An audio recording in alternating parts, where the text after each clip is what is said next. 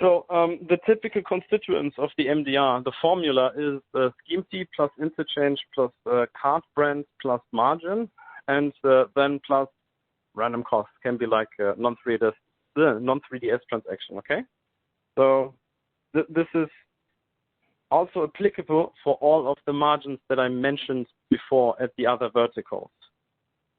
So if we're looking, for example, like supermarkets and they want as you call it, a tier pricing, then I'm going to write this down as well so I don't lose oversight.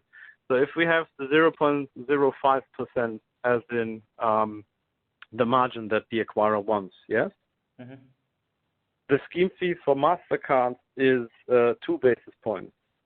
For Visa, it is a little bit more than 2 basis points. So let's just say it's 3 basis points.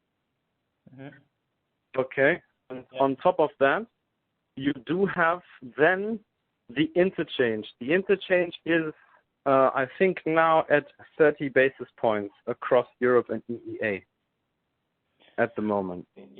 Yeah, for consumer card 0.2, for debit card is 0.2, and for credit 0.3. Yes. Well, hold on a second. Say again. For consumer is 0.2 for debit card and 0.3 for credit card. Yes. There you go. So then scheme fee 0.2.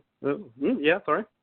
So it sounds like the way that it gets calculated, actually, although it's communicated differently to merchants, the margin is exactly the same if it's interchange plus or if it's tiered pricing, right?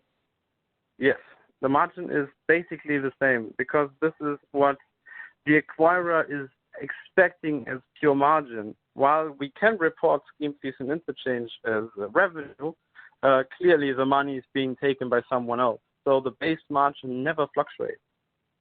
Right, that's really interesting because I did the same study in the US, and what I found was that a lot of the time the acquirers were charging on some cards, because of the way that they tiered different types of transactions, they were actually like putting a lot of extra padding into the MDR. So what meant was that, if the interchange and scheme fees were lower than another type of card in the same tier, they were just keeping more of the cost as margin. So, like, for example, in the US, on debit cards have an interchange cap, whereas credit cards don't. So but they were charging the same MDR for debit and credit cards. So actually, all they were doing was keeping a larger proportion of the MDR as a margin. So they were working backwards. Like, here are the MDRs, and then they would kind of keep as much as they could as margin. But it sounds like in Germany, actually, the margin is quite specific. Yep. And it's more precisely calculated, so that actually it ends up being the margin's the same whether the acquirer is charging interchange plus or tiered pricing. It's just a completely different matter of how it's communicated or whether the interchange or scheme fees are passed through or not. Is that right?